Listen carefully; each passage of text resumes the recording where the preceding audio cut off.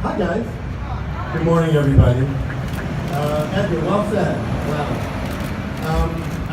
I'm honored and humbled to be here to immortalize George Romero on the Hollywood Walk of Fame. I don't think I can remember what I had for lunch yesterday, but I remember the moment that I met George Romero in a restaurant in Italy almost 40 years ago. Much like Edgar, I knew who George was. I grew up in Pittsburgh, and it's the mythology about what he created. I always felt like I had a unique perspective in terms of my relationship with George, because he's a tremendously loyal guy. He created this family of people around him.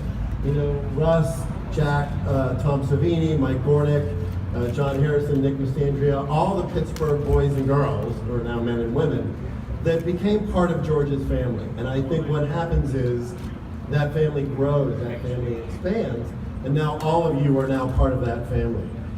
He was a man that loved movies passionately. His inspirations allowed him to change the rules to suit his style of filmmaking as he matured as a storyteller. I remember when Dawn of the Dead came out, there was no rating on the movie. He refused to release the film any differently than he had imagined it. So you'd have to stay up till 11 o'clock at night just to see a preview for Dawn of the Dead on television, because they wouldn't play it anytime before 11 p.m. because they felt that the material was a little too cagey. Out of the gate, Night of the Living Dead, one of his most terrifying films ever made, changed the roots of horror forever. This opened the doors for this guy from Pittsburgh. He didn't have to move to Los Angeles or New York.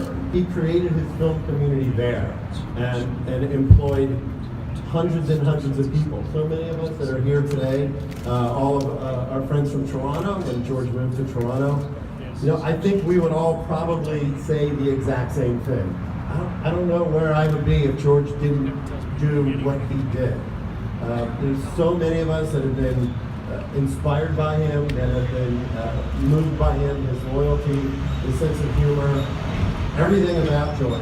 I owe so much of who I am to this man who would laugh and smile and put his arm around you and just embrace everything about you. And the fact that you guys are all here today to embrace what George has given all of us is a tremendous tribute. He changed all of our lives. He made them thrilling, exciting, while tapping into his unique sense of wonder and imagination. Took us on many fantastic journeys. Probably for me, who at some point before I got into special effects, movies were a hobby.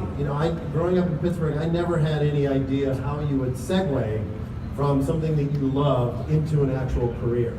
But George made it happen. He allowed me to take this opportunity to be a part of something that I had only imagined. I was actually pre-med.